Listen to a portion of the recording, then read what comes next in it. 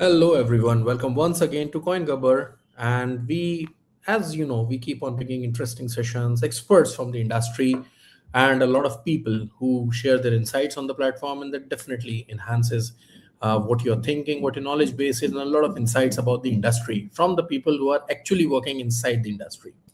We are joined today by Brian. Hi, Brian. Hello. And Brian is from MyEtherWallet, which is an upcoming project, a strong one, technically very sound. But we'll be discussing about things later about the project. Right now, the hottest topic in the ecosystem, in the Web3 or the crypto ecosystem, the recent crash of Bitcoin. So, Brian, I've heard a lot of news about why Bitcoin crashed, why the crypto market crashed. Some people say it was just a market play. Others say it is, a more of a structural change that is happening because, there have been more of people who have been just hodling for a long time and they wanted to book profit. So this is, the contradictory opinions coming from the market. Some even say that the Bitcoin has started moving along with the market now. Earlier, it was using in contrast inversely to the gold, the petroleum, and the dollar price. But now it has started moving alongside the same. So, what, as per your opinion, is the actual reason why this happened? That's a very good question. I don't think that there's one. I don't think there's one answer to that question. Ethereum and Bitcoin have long been seen as being outside of the market, but they've always been susceptible to the macro market trends, more more than perhaps Bitcoin maxis and hodlers would like to admit, particularly in these times of extreme market volatility and high inflation, depending on the particular situation. But I think what we're seeing right now is a little bit of an interaction of a couple of the things you mentioned. The first being that a lot of people wanted to take profit. There was, last year we were hitting record highs, and the time it came. But also, I think that the macro environment is such that we're seeing that just a lot more volatility in the traditional markets, and the way that tech stocks have behaved, particularly AI stocks, have made those assets much more attractive than they had traditionally been to people who were trading meme coins or holding blue chip crypto. So I think that what we're seeing is a little bit of a convergence of these things, and the fact that there is so much future uncertainty with the future of AI makes it a breeding ground for speculators in ways that the traditional markets don't typically, and that crypto has long filled that niche. So, you mean to say that the AI and the algorithms coming into picture is actually streamlining the market trends, basically uptrend and downtrend? Because whenever there is some movement, the algos immediately stop buying. Start trading in the opposite direction. So that kind of balances the market, and that actually might be one of the reasons. You're very right. I take many podcasts, and this is the first time some expert is taking the reason that the involvement of artificial intelligence, especially algo trading, is actually a balancing factor in the market. It creates the opposite drift, or maybe a drag in the, let's say, steep incline, or steep decline of the rates, which actually holds the prices within check. So that could be one of the reason. Very fair point. The other points you mentioned, that is also quite right. People have become more intelligent. They are more into structured investments now. So the people who wanted to be rich overnight are actually gone, and people who are actually interested in staying invested in the ecosystem as a part of their portfolio for the longer and actually are staying in the ecosystem. That might be one of the reasons why I mean the whole crypto ecosystem is actually seeing a bit of a correction, a strong basic fundamental from here. And sometimes even it can be a market play. Michael Saylor sold a few bitcoins and the whole bitcoin crashed, and then he bought a lot of them. So it might be a play to the bigger market players. I mean, obviously there are large players in the market that everybody has to bend down to, but that is how things work. But if we talk about the other ecosystems, like we would like to understand how long have you been in the ecosystem, your personal journey before Web3, before crypto. Mhm. What led you to be interested in the crypto ecosystem? And third, most important thing is, what is the difference that you're seeing in the other ecosystem versus the crypto world? Okay. So yeah. So I entered the crypto space in late 2017. I had previously been working operations for some smaller startups in edutech and industrial robotics, and for a uh, for a while I was really but during those periods I was became really interested in products and how product development and how products can be tailored to address particular markets. It was 2017 when I was working in the robotics space when, as it happened, the CEO that I was working under at the time expressed the interest in putting some of our treasury in Ethereum. Now, we didn't end up going that route, and that was probably good because we were very near the top of that cycle. So it wouldn't have been a good time to come in. But we, during that period, I began investigating Ethereum, investigating self-custody, and I became interested in it. And this is just a turn of fate. One of the engineers that I worked with at this company was good friends with Kasala Hemachandra, who is the founder and CEO of MyEtherWallet. And he put me in contact with him. We met and hit it off, and sort of went our separate ways. Like, well, hopefully our paths will cross again.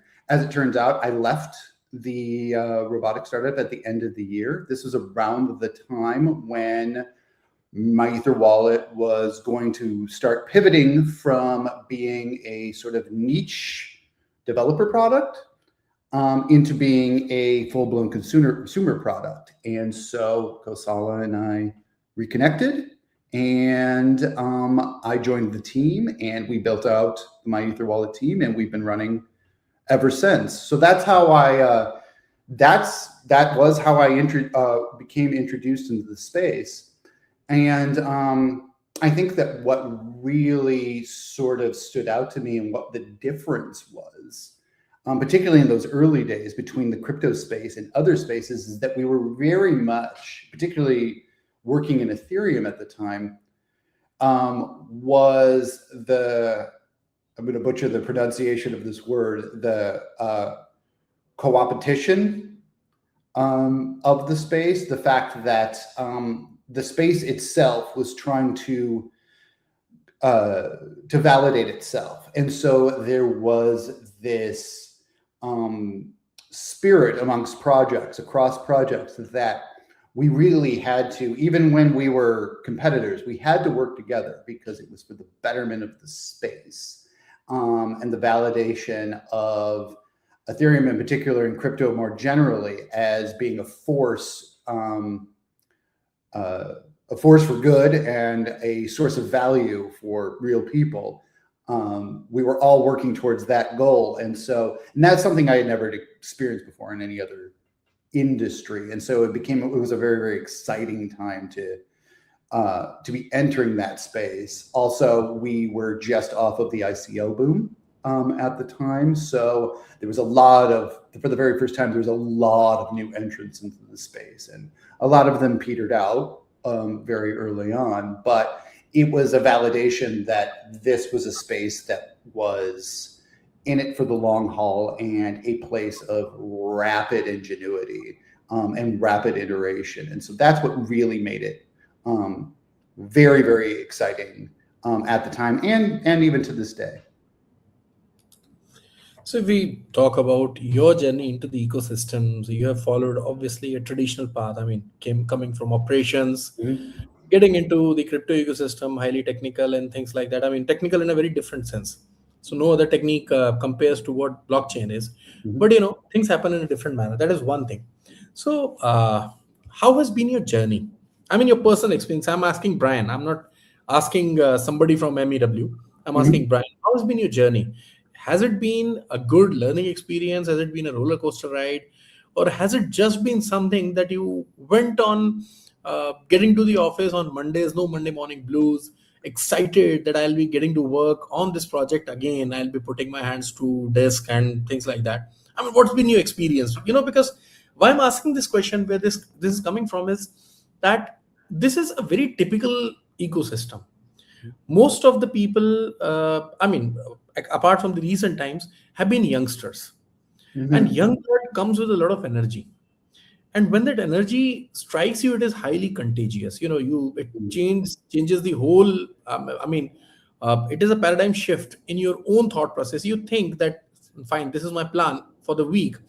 I'll be doing this in the week. I'll be spending like 6 hours every day, 2 hours of research, 6 hours of working. This is how my 8 hour day would be scheduled. But when it happens to be in the company of youngsters, it is like, we've got 48 hours, let us build it up, and then we'll sleep for 48 hours. So that's a totally different thing of the ecosystem. I mean, this is inherent to the ecosystem. So how would you place yourself in that, and how has been your journey in the ecosystem till now? That's that's a funny question. So yeah, nobody's ever asked me that before. When I entered the space, I was slightly older. Not slightly, I mean, but I was noticeably older than the median age of the people that I was working with, particularly outside of my own company. And I was doing a lot of traveling, going to conferences, interacting with new founders, people who were spinning up startups, and that was during, that was just post ICO, and then I was doing that during the early days of DeFi, and meeting these young people who were founding what would be incredibly substantial projects. Who were sharing hotel rooms at the time, and staying out all night partying, and then waking up at the crack of dawn because they had to ship. They had to do a release before hitting the conference floor and just meeting literally everybody, and then doing the same thing the next day. And so for me, having already been post 30 years old at the time, that kind of energy was a real shock to the system, and I really had to push myself in order to maintain that energy, because a lot of these times, we were a very small team at the time. I was doing this alone. I was doing a lot of the traveling. For various reasons, I was doing a lot of the traveling and the BD work all by myself. And so keeping that pace at my age, having never really had to do that before in any of my previous roles, was a real challenge, but it was incredibly exciting. And I was traveling all over the world, meeting all of these people, and some would half would be gone in 3 months and we'd never see them again. And the other ones were all of a sudden, their teams had scaled 3 or 4x, and they were, you know, and they were diversifying their product lines, and so it was incredibly. It was a very, very, very exciting time, and it wasn't anything, and there was really nothing like that in my personal or professional life that I had ever experienced before. As time has gone on and the space has matured, there aren't quite as many new entrants. There are more barriers to entry for younger groups. There was there was a certain period there where a lot of people were entering without any startup capital. They were releasing a token, and they had released a token, and they were at these events trying to drum up investors, you know, but they already had a project live on mainnet. That doesn't really happen anymore. That Wild West test and production sort of mentality doesn't really fly anymore. And that's, you know, and that's for very good and obvious reasons. There's a lot of capital in the space. There's a lot of particularly institutional capital in the space, and there needs to be more guardrails for those types of things. And so that sort of why I don't think the entrepreneurial spirit has waned. That sort of recklessness, that high energy recklessness that existed in the ecosystem has really changed as the space has gotten older. More people look like me, and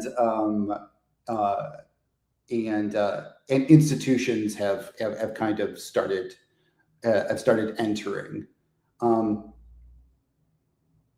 Yeah, and that's you know, and that's been an interesting shift to see the arc of that. I mean, you're not the only one in that rowing in that boat. Even I mean, had like 21 years of experience before entering this field, 5 years before. So, I mean, even I come from the same. Well, I have been into financial consultancy side. I mean, I work with one of the, one of the largest assurance auditing and assurance firms of India. So that is, I mean, ranked among top 100. So that is how we do things. But you know, times it's about time. What is the right time to enter the ecosystem? And hope you find it interesting that we both entered the ecosystem at the right point in time. And that brings me to the next part of this discussion, MyEtherWallet. So, how did you enter this ecosystem? You told us a nice story about your co-founder and how you went into this project. But you know, what has been the journey when it comes to the product side? I'm not talking about your journey particularly. What was the product side? What has been the iterations? Have you ever pivoted to a different product that you thought of, before this, or thought of making earlier? And what has been the journey of MEW from the inception point till date? Of course. So for those who don't know the history of MyEtherWallet, MyEtherWallet is the very first graphical interface for users interacting with the Ethereum blockchain. So for reference, Ethereum launches in July of 2015. MyEtherWallet launches in August. Prior to that, you pretty much had to interact with the command line. So during those first 2 years, in particular, prior to the ICO boom, there was only minimal activity, and so people used MyEtherWallet, and it was a very basic interface with a number of other warnings of how to generate keys, how to protect your keys, and then tutorials on how to send transactions. At the time, that was very much really all you could do on Ethereum. As new projects started to enter the space, particularly during the ICO boom, MyEtherWallet was forced to scale in order to support all of the new incoming and all of the new tokens. At that time, if you wanted your token to be traded or to be bought, people needed to use MyEtherWallet. Slightly after that is when I joined the company. At that early inception point, the interface was by developers for developers. That was really all that was in the space. There were early adopters and investors who were entering, but the primary focus were people with a technical background. Post ICO boom, Kosala really came to understand that this is a reoccurring need. This is going to be a perpetual need for the space going forward. And if we're going to service the next wave of users, we're going to need to understand the consumer needs and create something that they are comfortable using. As it turned out, during my first exposures to MyEtherWallet, one of the reasons we didn't move forward with it is because I was not comfortable with the interface. And I told Kosala that, and that was one of the reasons why he felt it was a good fit to bring me aboard and help him build out the team that would create a consumer product. And so that's what we did. In the following year after I joined, in early 2019, we launched what was at the time version 4 of the web interface. And then later on that year, we rolled out our first mobile application, which was one of the first Ethereum-specific mobile wallets in the space. And we're proud to say it became kind of the template for mobile wallets going forward. This is possibly because we are almost fully open source and have been since our inception. And since then, we have developed user experience products for blockchain that service as many types of user interactions with the blockchain as we can. So a few years ago, we released our browser extension, Web3 injected wallet Encrypt, and which was multi-chain out of the gate. We added Bitcoin, Solana support, and of course all EVM chains. And we've expanded chain support across all of our products, and across the legacy web interface, and the mobile products, and the browser extension. And with that, we cover a lot of what the current crypto ecosystem needs in order to actually interact with the blockchain, self-custody, keep their keys safe, and each tool sort of helps users in particular scenarios. So what mobile users we find are day-to-day users. They check their balance there. They make small claims. They do quick trades in small amounts. Whereas our legacy users are much more the early adopters who use cold storage and hardware wallets. Sometimes even software wallets that they generated way back in the day, and we still allow those more technical users to interact with their wallet in those very particular and sometimes esoteric ways.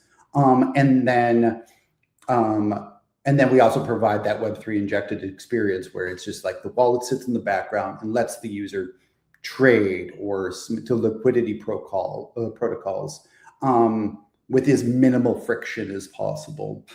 And so that's really what we've always focused on doing. It's really about creating sort of battle-tested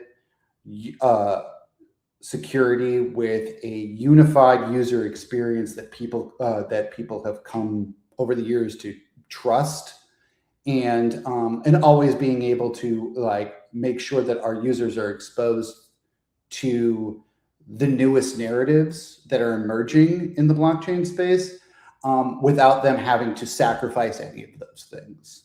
Still being able to use you interact with these protocols with the same ease of use as they did when they were interacting with Mu when when they first got into DeFi or first got into NFTs or wherever they entered into the space. So I mean that seems like quite a narrative, I must say. I mean, the way you started it, progressed it, developed the products, kept on increasing wave after wave as to what seemed to be an add-on on the earlier experience of the users, those who come to the market, those who come to experience your product. But if I just simply ask you, where would you place yourself in terms of a product in the market categories? Where would you place yourself? Are you just a facilitator? Are you somebody who's trying to build something ahead of time? Or would you place yourself as somebody who is still on, I mean, in the phase of developing something that is going to revolutionize the ecosystem in the times to come? What would your answer be to this particular question? I mean, I know I'm trying to put you in a fix, but Mm-hmm. defines the product best. That, to my perception, that is how the product is defined best. I think that that's an excellent question, but I think we are the first two. We are both a facilitator and uh, placing ourselves at the edge of the ecosystem at all times. If we're doing our job, we're putting ourselves the into the most innovative space that a facilitator can be in at every particular time. As the blockchain space sort of evolves, we have always tried to be there to anticipate the need of the user when they are trying to interact with these newer protocols, because where we feel we're not simply a facilitator, we're also a tool of discovery. We've always felt that, like, if you can't do the newest thing, you can't interact with the newest chain, you can't contribute to the newest protocol, then you are not fully able to experience the power of self-custody and interacting on chain. And that has always been our philosophy. And so we have always tried to be at the forefront. Like I said up top, we were the interface that powered the ICO boom. We're one of the very first wallets to start doing native integrations for DeFi protocols. The first being Kyber Network way back in the day. We were the first or second native integration of Aave version 1 when it launched, because we knew that the decentralized liquidity protocols were going to be a huge boon for the space, and we wanted our users to have exposure very, very early on, but we wanted them to be safe and secure and also be able to interact via the connection method that they were most comfortable with. And so MyEtherWallet.com was the best tool to do that at the time. We were, and it was the same thing with the NFT narrative. It was so we've always wanted to be out at the forefront, giving users exposure. So if they wanted to opt into those newer narratives that were going to be impactful, they could do so. And so that has taken a lot of thought, and it's taken a lot of us keeping our fingers on the pulse of, like, where is the value coming from in this space. Right now, we're very excited about the RWA space. There has been talk for years about bringing more of people's financial life on chain. Established players in TradFi have long been expressed interest. JP Morgan has had a blockchain wing forever, but those changes have been slow.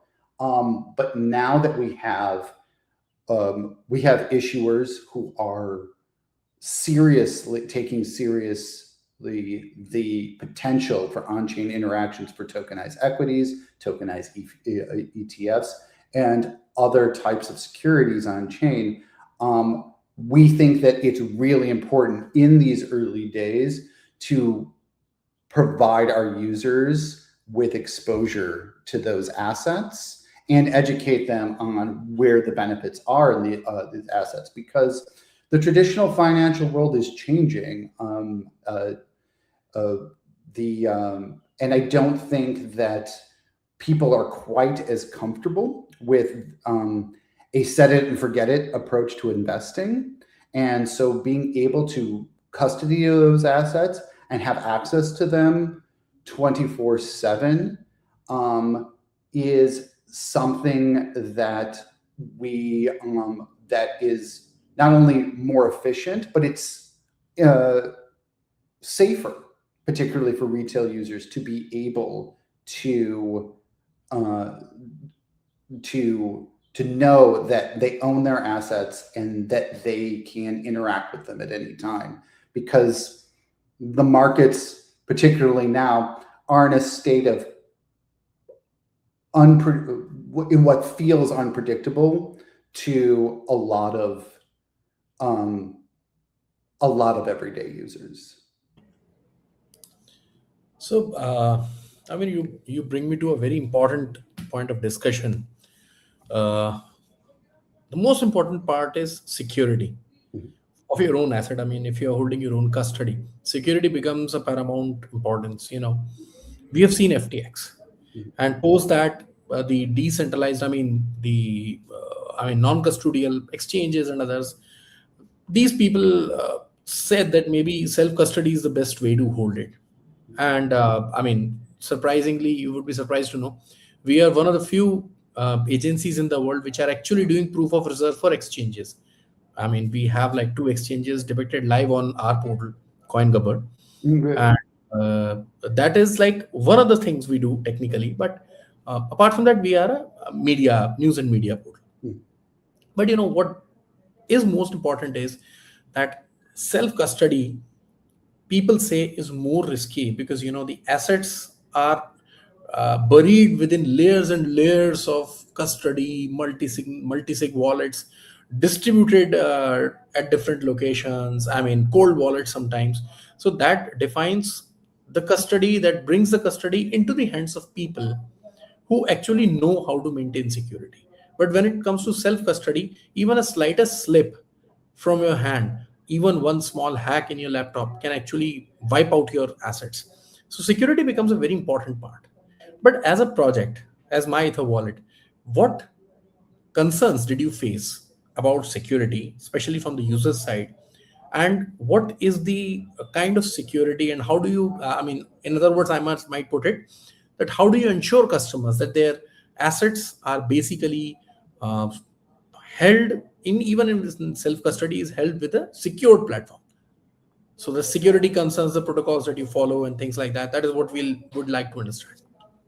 So I think that for us, the self-custodial aspect, one of the things that we've always wanted to point out is that blockchains themselves are secure. So if you are on a properly decentralized, interacting on a properly decentralized blockchain, those are secure. That does not mean that you are necessarily safe, but it does mean that your assets are secure.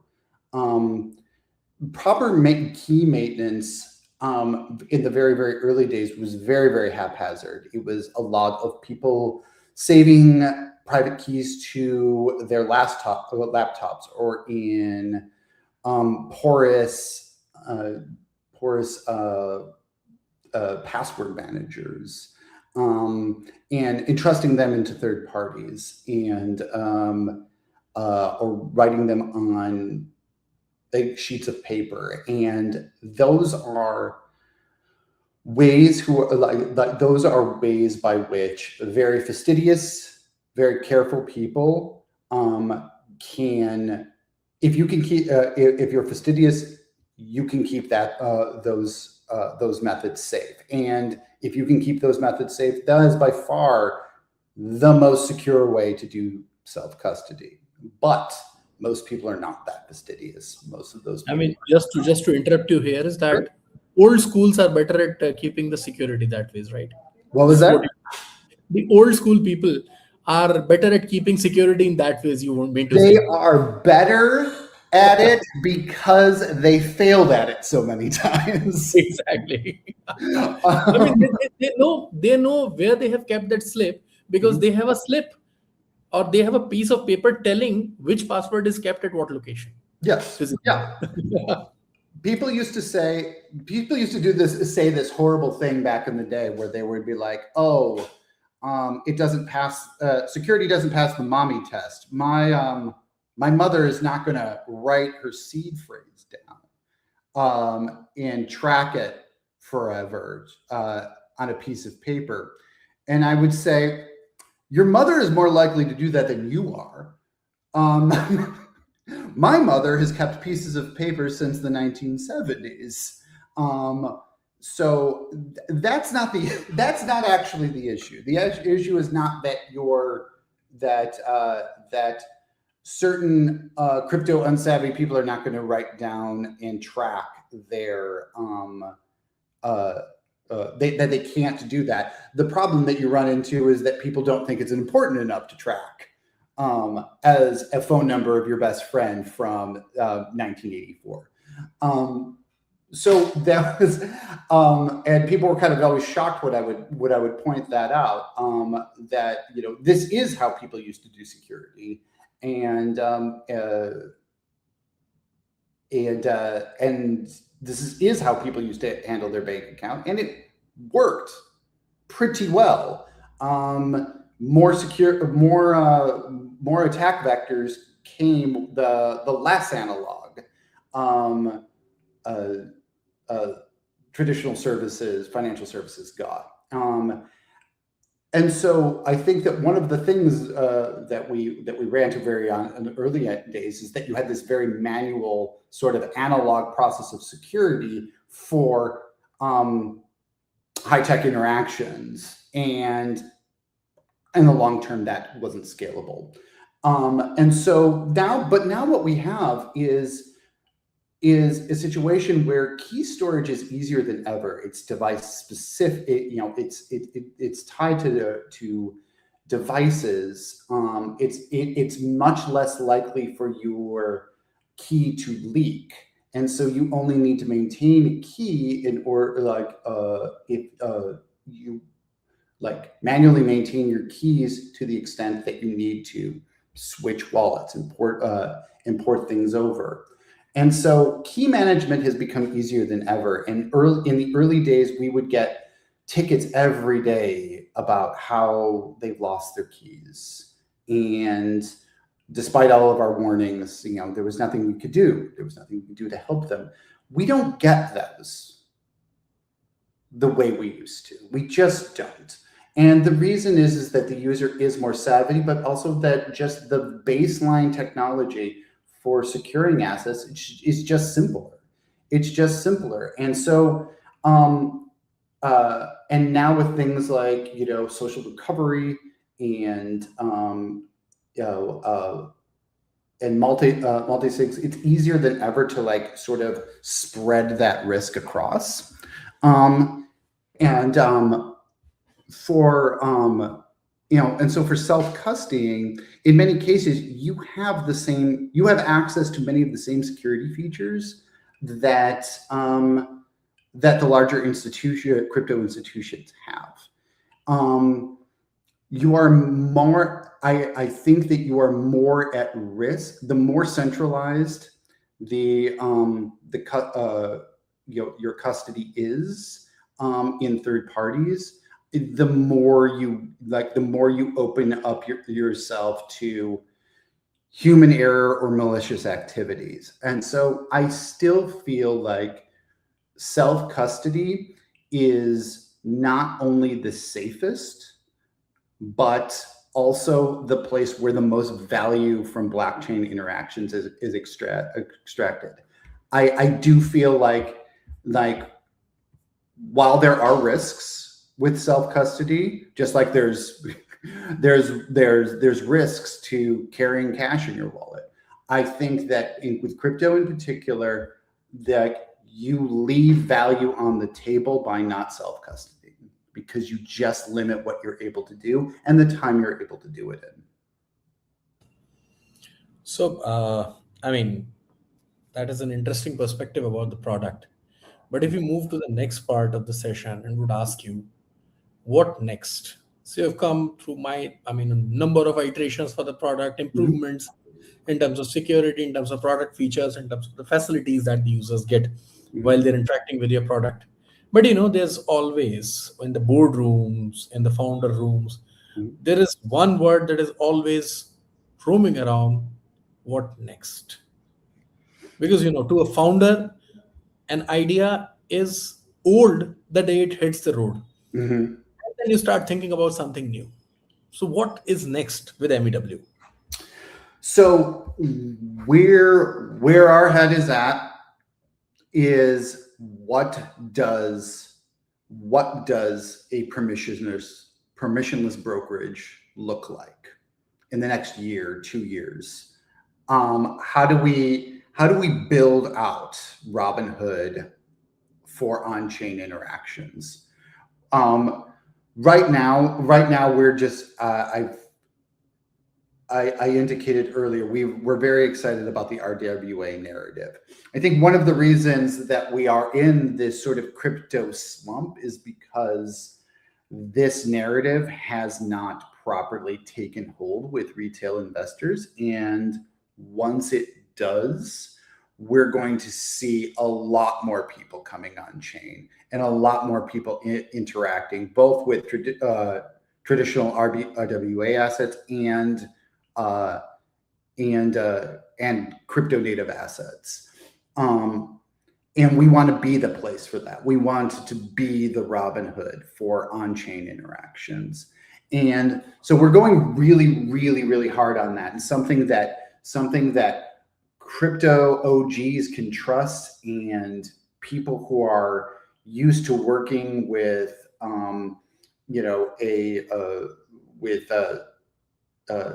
retail financial apps and neobanks can equally both come in and equally understand how this works, how the interactions can play, and what abilities they have as a user. So that's the big challenge for us, like becoming that Robinhood or Revolut for the blockchain is something that we're really, really excited about. At present, we've rolled out a partnership with Ondo Finance to offer over 200 stocks and ETFs for our global audience.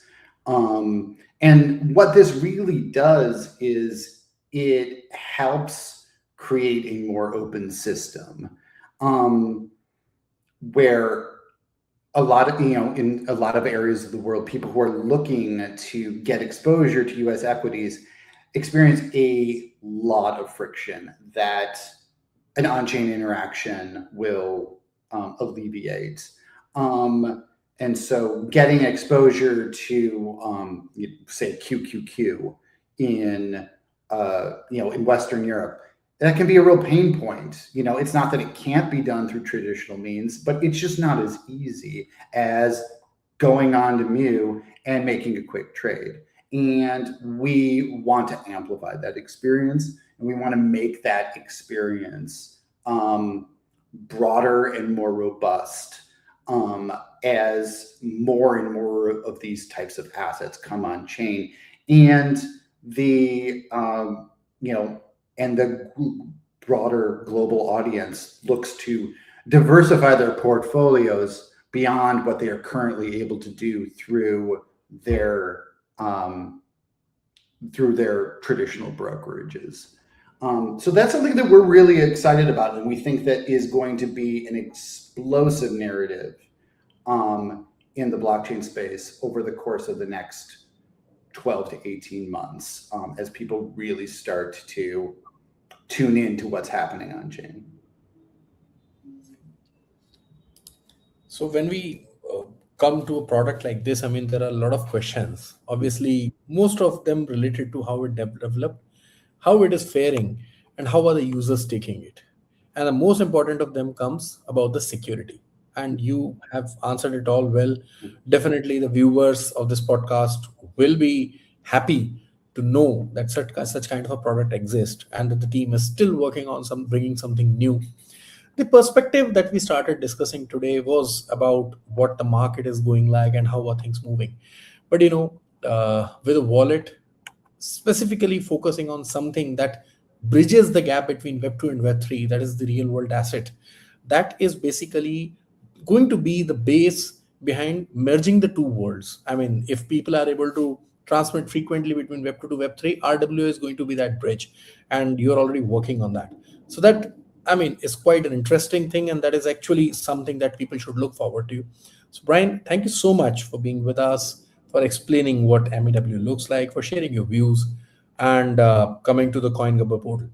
Thank you so much, Brian. Anything I've missed or any closing note that you would like to give to our users? Only thank you very much for having me. This has been a pleasure, and I just want my closing thought is that things work better on chain, and on chain works better with Mew. That's great. That's well said. So, guys, this was Brian, and I am Sudeep, your host from CoinGabbar. Thank you very much for being with us. If you have not been able to listen to this podcast right now, the same will be streamed on YouTube and other handles even after the session is over in the form of a recording. Do watch it, watch what MyEtherWallet is doing, and just go check how entrepreneurs build. With this, we come to the end of this session. We'll keep bringing you more interesting stuff onwards. Till then, thank you so much for being with us. Bye bye.